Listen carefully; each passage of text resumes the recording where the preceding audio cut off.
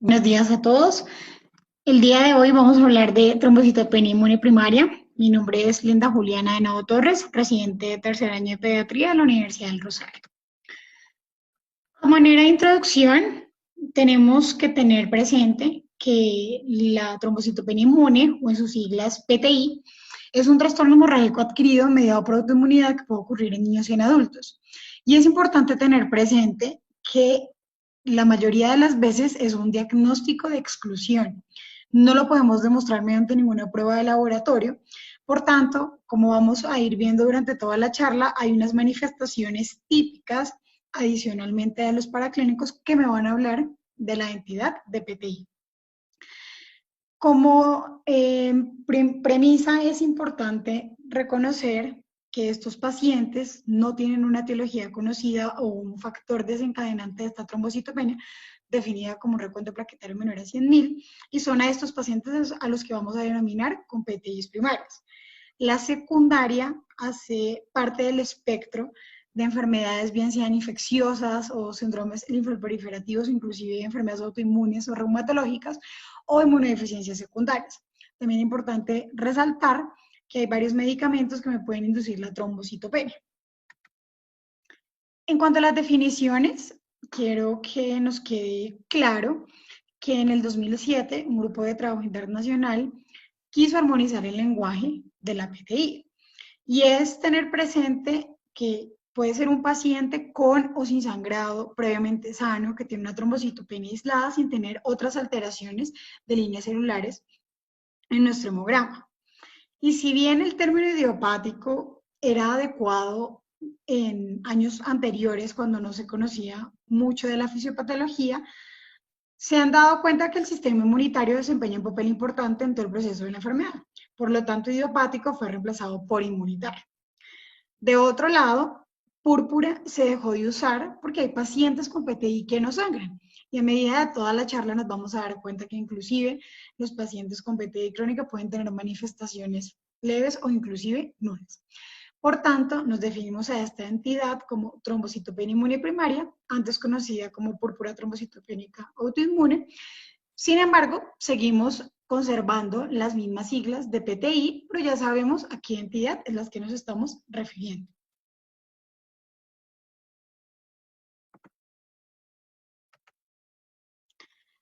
Esta PTI primaria, que es en la cual nos vamos a enfocar durante esta charla, que es principalmente la que le va a dar a nuestros pacientes pediátricos, debe cumplir estas características importantes, y es la trombocitopenia, plaquetas menores a 100.000, que tenga ausencia de enfermedad infecciosa o aguda, ejemplo, las que están ahí descritas, y que tampoco presente una patología sistémica de base, pacientes que no estén con ninguna alteración o alguna enfermedad reumatológica. Teniendo estas tres consideraciones, podemos hablar de una PTI primaria. Adicionalmente, pues todos los niños con PTI van a clasificarse en las formas que son recién diagnosticadas o agudas, en la persistente y en la crónica. De todos los niños con PTI, aproximadamente el 85% tienen la forma clásica. Es importante tener presente que esta es la que diagnosticamos en los primeros 3 meses aproximadamente, que es una enfermedad propia de preescolares y escolares, no hay una diferencia entre sexo y puede ocurrir más o menos 6 semanas después de una enfermedad viral, respiratoria o intestinal. Estos pacientes con la PTI recién diagnosticada pueden tener una duración aproximadamente de un mes y decimos que más o menos el 60% de los pacientes pueden tener autorresolución durante este tiempo, de algunos inclusive en los primeros 3 meses. La recurrente o persistente depende de la literatura. Es una forma bastante rara, se presenta más o menos en el 30%. Y son estos pacientes que tienen intervalos libres de enfermedad y luego presentan síntomas o alteraciones en el laboratorio que más o menos puede durar aproximadamente de 3 a 12 meses. Entonces recordar que estos pacientes pueden tener periodos sintomáticos y asintomáticos y que la trombocitopénica inclusive puede ir acompañado ¿no? de manifestaciones clínicas. Y la crónica, que es la forma mucho menos frecuente, que es aquella a la que la definimos como la duración mayor a 12 meses, que se presenta más o menos en un 20%. La vemos principalmente en niños mayores de 10 años, tiene predominio por el sexo femenino.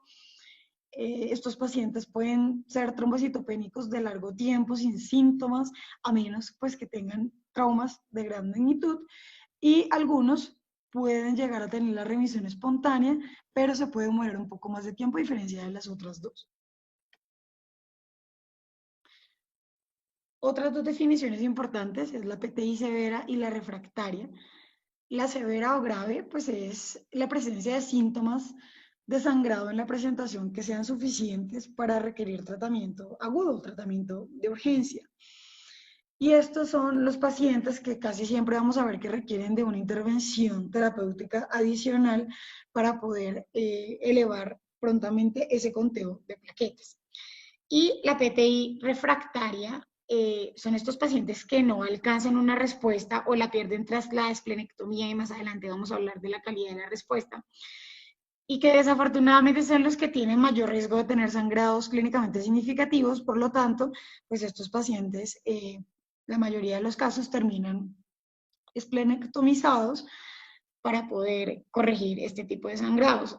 La refractaria se ha visto de forma más frecuente en los adultos, sin embargo, no hay que desconsiderar que en niños también se puede llegar a presentar, y cuando es así, más o menos podemos definirla de acuerdo pues a que el conteo de plaquetas es insuficiente para poder disminuir ese sangrado y que requieren inclusive de tratamientos de segunda línea para poder mantener niveles estables y no tener sangrado. En cuanto a la epidemiología, rápidamente, la incidencia más o menos es de 3 a 5 por 100.000 niños al año. Es importante tener presente que hay una subestimación de cifras, solamente hay registro de pacientes hospitalizados, muchos de estos se atienden por consulta externa y no entran en las cifras de todos los comités internacionales, que hay un pico de incidencia entre los 2 y los 5 años y un poco menor en la adolescencia, y cuando se presenta en la adolescencia no olvidar descartar enfermedades autoinmunes reumatológicas de base. En el periodo de lactante es más frecuente encontrarlo en hombres, y en la adolescencia vamos a ver que no hay ninguna diferencia en género. Si ya son un poco adultos, pues hablamos de que tiene mayor preferencia por mujeres. Y hasta en el 60% de los casos se puede asociar a procesos infecciosos. En cuanto a la edad, aquí lo más importante es qué pasa si tenemos a un lactante de 12 meses con trombocitopenia. Entonces, lo más frecuente que vamos a encontrar en mayores de 10 años siempre va a ser autoinmunes o crónicas. Entonces, estar pendiente e enfocar pues todo el estudio hacia esto. Si son menores de un año, pensar pues en las trombocitopenias congénitas. Cuando es un recién nacido enfermo en las primeras 72 horas de vida, pensar en la insuficiencia placentaria, en la asfixia perinatal, CID o infecciones perinatales. Y si este paciente tiene más de 72 horas, no descartar o no dejar de lado siempre la sepsis o la enterocolitis. Si fue un recién nacido sano, todo el paso transplacentario de anticuerpos, y siempre puedes descartar trombocitopenias autoinmunes, y tener presente siempre los niños con síndrome Down, porque tienen pues mayor predisposición para hacer síndromes mieloproliferativos transitorios. Entonces, en este tipo de pacientes también hacerles un estudio constante. En cuanto a la fisiopatología, hasta el momento hay bastantes mecanismos involucrados. El que más frecuentemente se habla pues es de la generación de autoanticuerpos, principalmente la IgG, que tiene ese papel fundamental en todo el desarrollo de la trombocitopenia. Sin embargo, se ha visto que más o menos 2/3 de los pacientes puede que no se les detecte. Adicionalmente, también las células TH y las células citotóxicas se ha visto que desempeñan un papel importante, además de la interleuquina 2, el interferón gamma. Y básicamente es recordarles que la PTI es una enfermedad heterogénea y pues que la causa principal se desconoce. Sin embargo, la evidencia pues sugiere que el principal controlador de la enfermedad pues es el linfocito T helper, pues en ayuda o en coordinación de las células B productoras de autoanticuerpos y de las células T citotóxicas. Estos autoanticuerpos y células T van a causar la destrucción plaquetaria en la sangre y en el vaso, y con eso pues la inhibición de producción a nivel de la médula ósea, como vemos en esta imagen. Y aquí un poco más clara, que lo vemos por números, entonces en el número 1 vemos que tenemos el factor desencadenante, bien sea un agente patógeno, un medicamento, un proceso infeccioso, determina que los linfocitos B pues, van a producir los anticuerpos, que van a reaccionar con los antígenos glicoproteicos de la superficie de las plaquetas. Estas están recubiertas por los anticuerpos al pasar por el vaso, entonces se fagocitan y van a hacer así que se acorte la vida media de las plaquetas.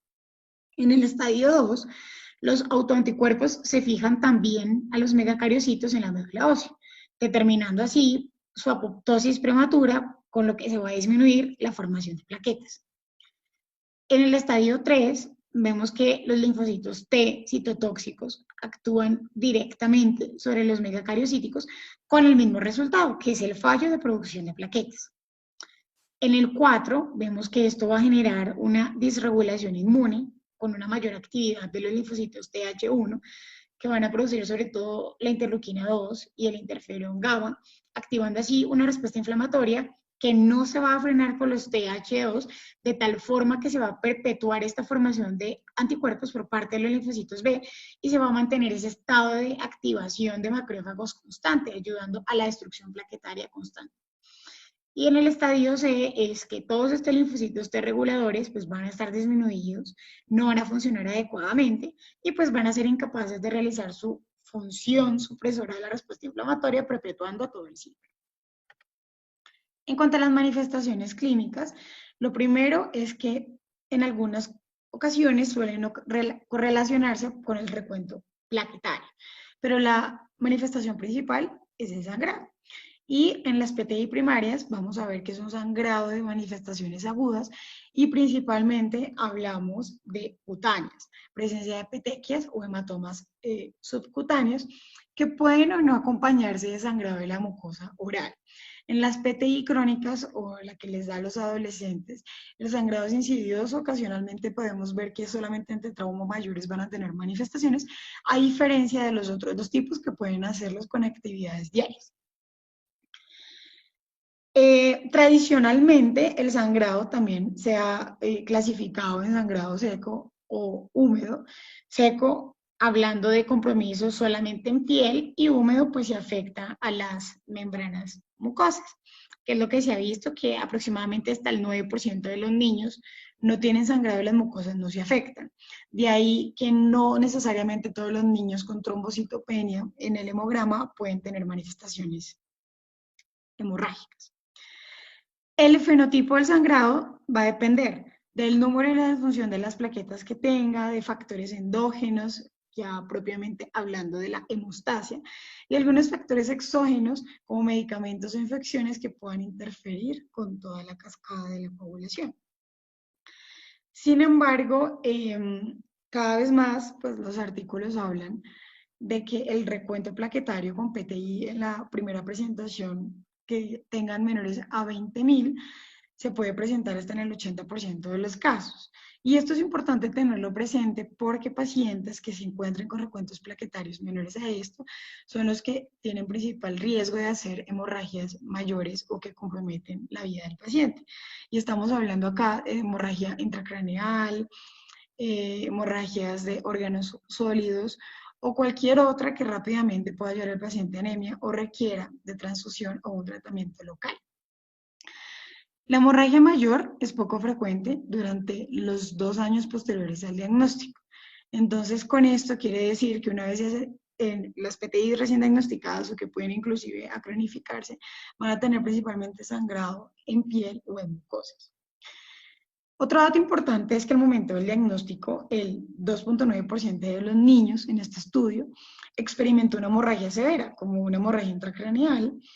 Por lo tanto, si bien no es frecuente, es un porcentaje considerable que va a poner en riesgo la vida del paciente. Por eso, ante cualquier sospecha o recuentos plaquetarios menores a 20.000, siempre estar presente en el examen físico de toda la parte neurológica para poder descartar si nuestro paciente está frente a una hemorragia intracraneal. Y vemos que principalmente todas estas manifestaciones graves en el 90% de los casos se asocian con recuentos menores a 20.000 y hasta un 75% de los casos menores a 100.000. La hemorragia intracraneal no solo ocurre en el momento en el que se diagnostica la PTI, también cuando estamos frente a trombocitopenias severas o graves. Y se ha visto en los Estados Unidos principalmente que tanto el traumatismo craneal y la hematuria pues son características destacadas, o sea, fueron características que en una encuesta nacional que se hizo, los pacientes presentaban, sin embargo seguían manejando unas cifras mínimas como menos del 1%. En cuanto a las enfermedades infecciosas, es importante tener presente que todas las infecciones del tracto respiratorio superior y el tracto gastrointestinal se ven con frecuencia días o semanas antes de la PTE en niños. Varios estudios inclusive han hablado de que más o menos el 50% de los niños tuvo un cuadro infeccioso dentro de esos 21 días previos al diagnóstico y principalmente lo vemos en los niños entre los 1 a los 10 años. Estas infecciones van de la mano del mismo pico en el que ocurre la PTI y todavía no está claro el proceso mediante el cual todas estas infecciones pudieran impactar en la etiología de forma significativa para la PTI, sino cada vez se va más correlación. Entonces es importante siempre preguntar por el antecedente infeccioso y otros artículos nos hablan también sobre el antecedente vacunal, pues se ha demostrado que la vacuna contra la triple viral o la triple viral y varicela pudieran llegar a desencadenar PTI. En cuanto a la frecuencia de síntomas, es importante tener presente que la PTI crónica es aproximadamente el 30% de los casos y que la gran mayoría de estos pacientes tienen una autorresolución. Entonces vemos acá que la mitad de los pacientes se pueden recuperar 5 años después del diagnóstico, que más de la mitad nunca requirió hospitalización, fueron pacientes con trombocitopenias leves a moderadas, y que en cuanto a episodios graves, menos del 10% se presentaron con recuentos plaquetarios menores a 20.000. Por fortuna, la gran mayoría tiene un buen pronóstico y son autolimitados. Y la remisión ocurre aproximadamente en 37% de los niños entre los 28 días y los 6 meses después del diagnóstico inicial, un 16% entre los 6 y los 12 meses y un 24% entre los 12 y los 24 meses. El diagnóstico es completamente clínico, no olvidar nuestra historia clínica completa con el examen físico y siempre tener presente, según el grupo etario de nuestro paciente, si es necesario ampliar estudios para enfermedades inmunológicas, infecciosas y reumatológicas, como las que están en la tabla ahí descritas, y siempre tener presente como los diagnósticos diferenciales y las características que me van a enfocar más si es a una etiología autoinmune o infecciosa, y tener presente que la PTI, como les dije al inicio de la charla, es un diagnóstico de exclusión, no tiene un test diagnóstico. En algunos artículos se habla pues de los anticuerpos antiplaquetarios circulantes, sin embargo, como vemos, solamente en la mitad de los pacientes se pueden detectar, por lo tanto, no es de gran utilidad. Aquí vemos más de los diagnósticos diferenciales importantes.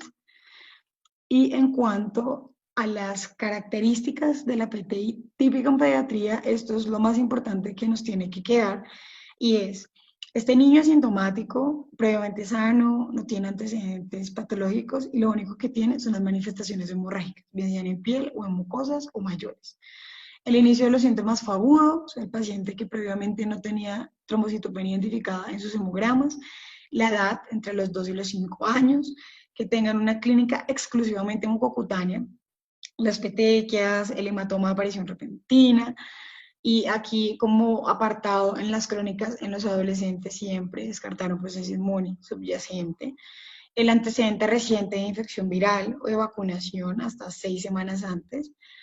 En la exploración física siempre es importante descartar la presencia de organomegalias, ¿sí?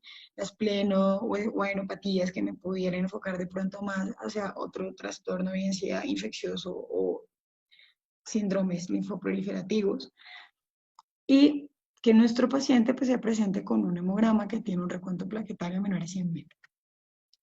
Y la presentación atípica, que casi siempre son pacientes que requieren de estudios adicionales, es el paciente con fiebre, que tiene infecciones a repetición, que ha tenido pérdida de peso, astenia, dolor óseo o articular, malignidad, ¿sí? Entonces pensar en estos pacientes en aplasia medular, enfermedades sistémicas autoinmunes, si tienen alguna medicación asociada que pueda contribuir a la trombocitopenia, antecedentes familiares de trombocitopenia, enfermedad renal, si tiene alguna otra entidad asociada, como sordera o cataratas, otra malformación, y si hay síntomas relacionados con eczema o inmunodeficiencias, y aquí es importante pues descartar el síndrome de Wiskott-Aldrich o el VIH.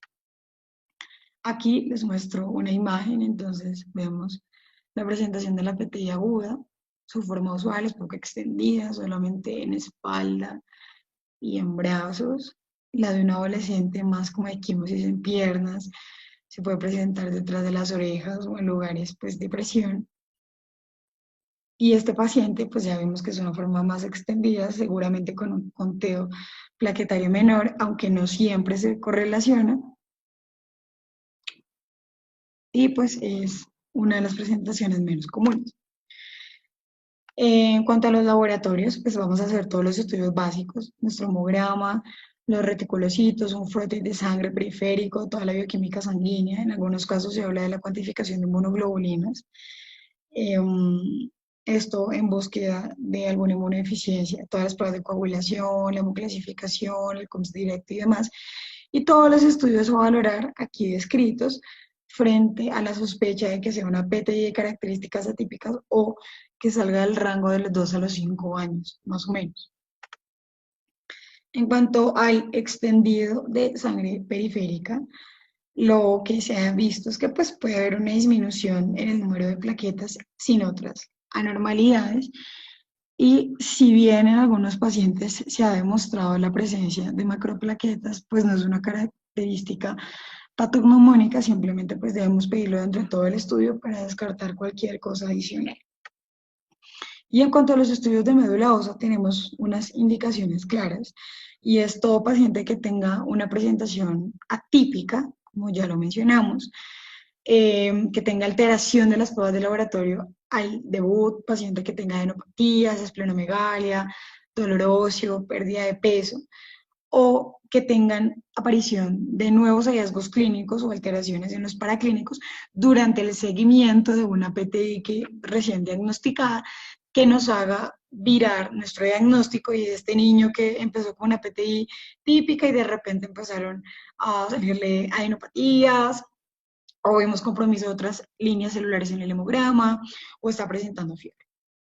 Adicional, paciente que vaya a ser llevado a procedimiento quirúrgico con una esplenectomía programada, si no se le ha realizado antes una aspirado de médula ósea, es importante hacerlo, y esto está recomendado pues, por las sociedades americanas de hematología, de tal forma que se estudie, depende de la clínica del paciente.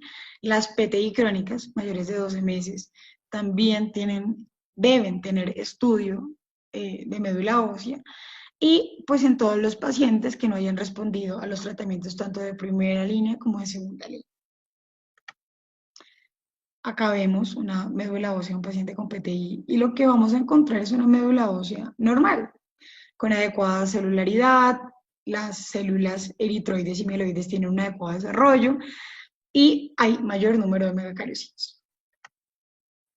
En cuanto al tratamiento, lo más importante de llevarnos acá es tener presente qué vamos a hacer en el servicio de urgencias, y es prevenir el sangrado amenazante para la vida, estabilizar o reducir ese sangrado en el momento agudo y mejorar la vida de los pacientes.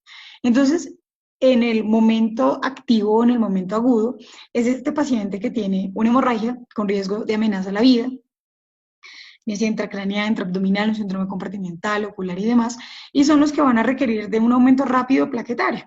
¿Cuáles herramientas tenemos para esto? Uno, la inmunoglobulina endovenosa. Tenemos que colocarla a dosis de 1 gramo por kilo día, por 1 o 2 días. Y lo más importante que tenemos que tener aquí presente es que el efecto puede durar de 1 a 2 semanas, pero empieza a elevar el conteo de plaquetas aproximadamente, más o menos se habla de un 80%, entre 1 a 4 días de su administración. De ahí la importancia de que sea lo primero que tenemos que hacer, porque como vamos a ver más adelante, los corticoides se pueden demorar un poquito más, hasta inclusive hasta 1 semana empezar a elevar el recuento plaquetario. Entonces, primero, nuestra inmunoglobulina. Adicionalmente, bolos de metilprednisona, a las dosis que vemos ahí, por 3 días consecutivos. El control mecánico o quirúrgico, pues, de ser necesario, de requerirse en el sitio de sangrado. La transfusión de plaquetas, recordar que nos ayuda, pero de forma transitoria, y es ante una hemorragia amenazante para la vida, y esta debe ir siempre en compañía de la inmunoglobulina y el corticoide.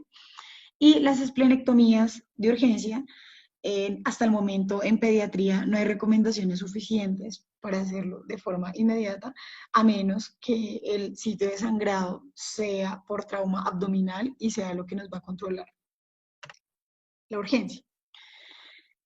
El tratamiento adicional al agudo que se hace en cualquier tipo de PTI también se ha dividido si es recientemente diagnosticada, si es la persistente o si es la crónica. La recién diagnosticada, o en esos 3 primeros meses, se ha utilizado más el método de observar y esperar. Son estos niños que pueden tener sangrado leve, inclusive no tenerlo, son manifestaciones cutáneas solamente, en los que depende del acuerdo al que se llegue con el médico y de las manifestaciones clínicas del paciente, se puede tomar o no la decisión de iniciar un manejo farmacológico. Algunos artículos hablan de que si nuestro paciente ya tuvo algún sangrado moderado o afectación de mucosas, ya deberíamos darle manejo de primera línea. Y la segunda línea, pues, por fortuna, rara vez se puede utilizar en estos pacientes, pues con los de primera línea responden muy bien. Y el debate siempre ha sido en se les da manejo o no, y lo que se ha definido por guías es que se va a indicar en los pacientes sintomáticos o que ya hayan presentado algún sangrado.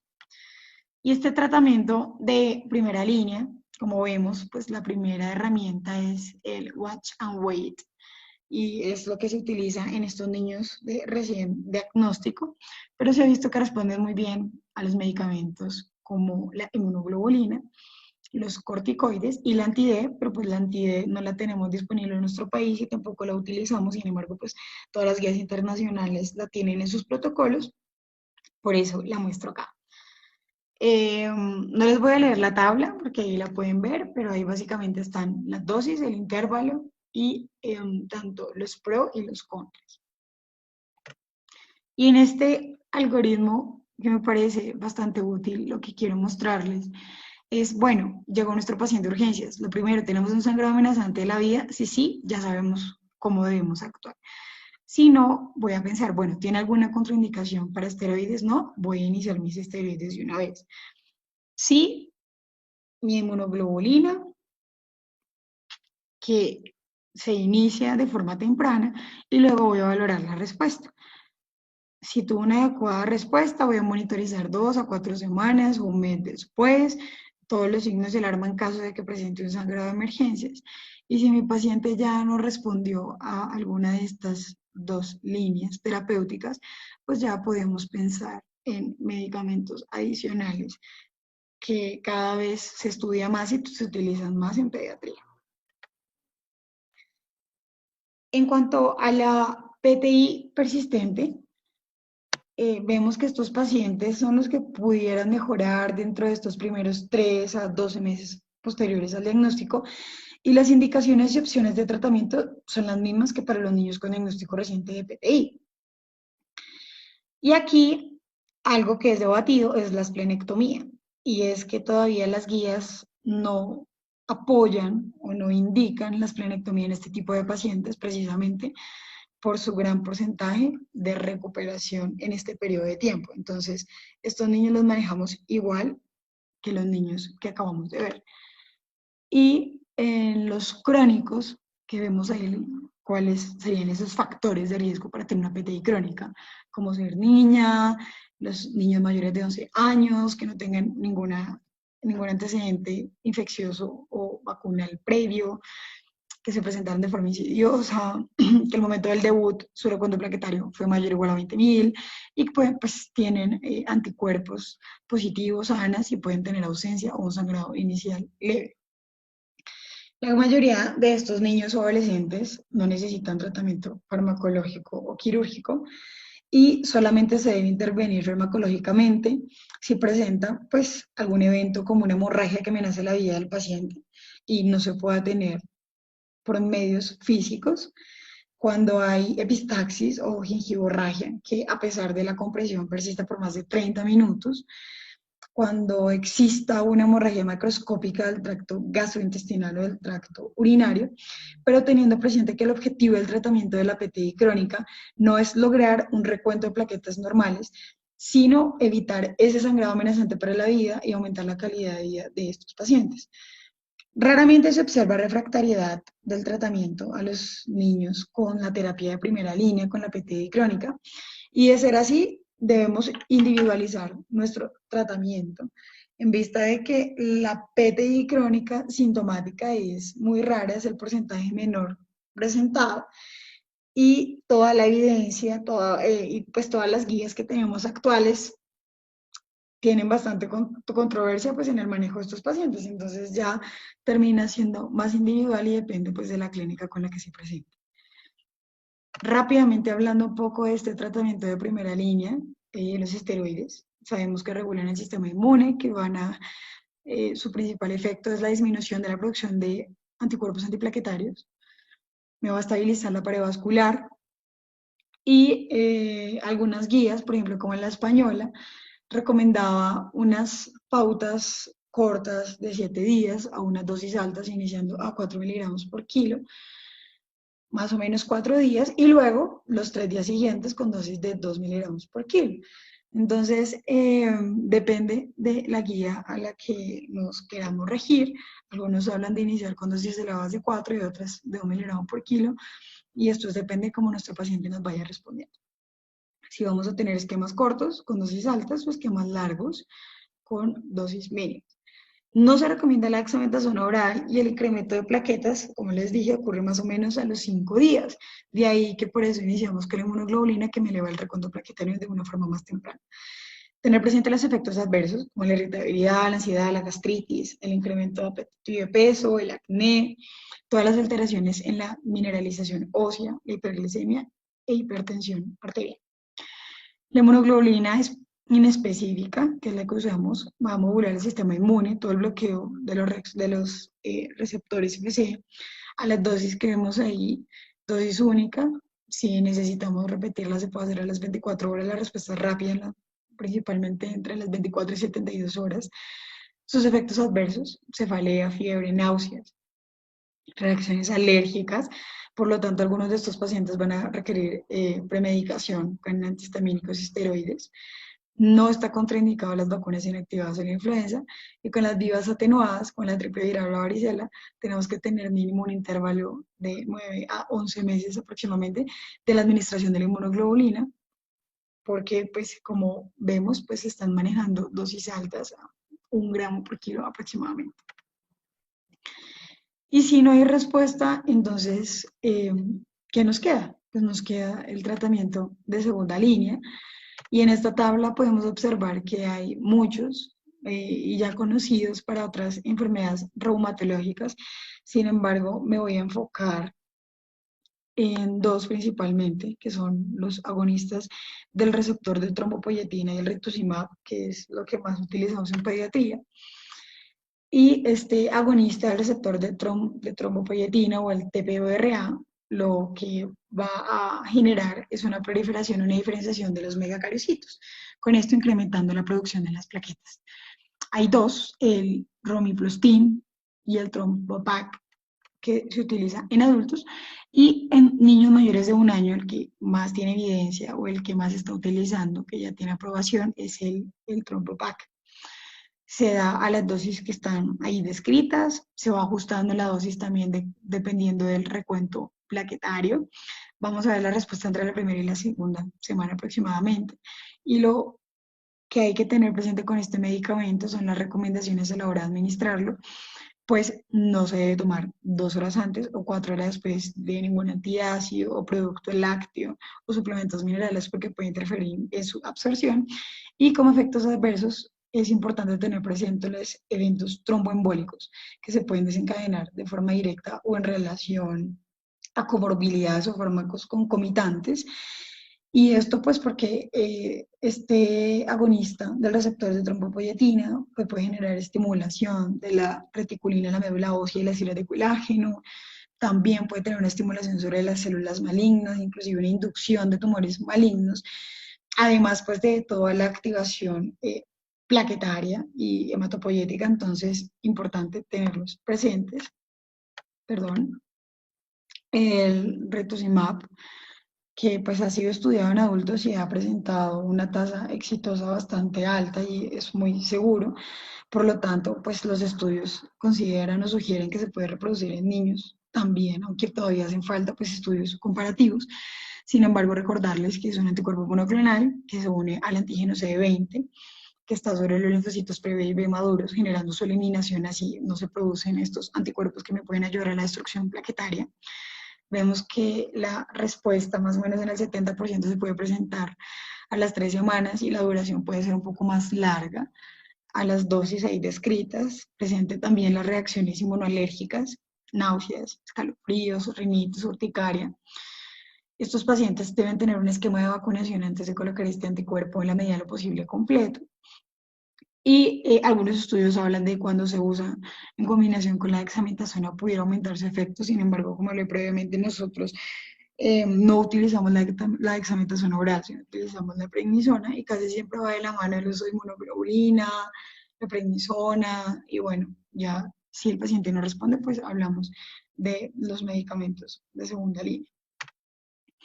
En cuanto a la esplenectomía, la vamos a reservar a pacientes refractarios, descritos como la PTI crónica, que dura más de 12 meses, que han tenido recaídas posteriores o que presentan una PTI grave, bien sea por sus manifestaciones de sangrado graves o que tienen un gran riesgo de hacer una hemorragia amenazante a la vida. Que tiene positivo que este tratamiento tiene la capacidad completa de curar al paciente.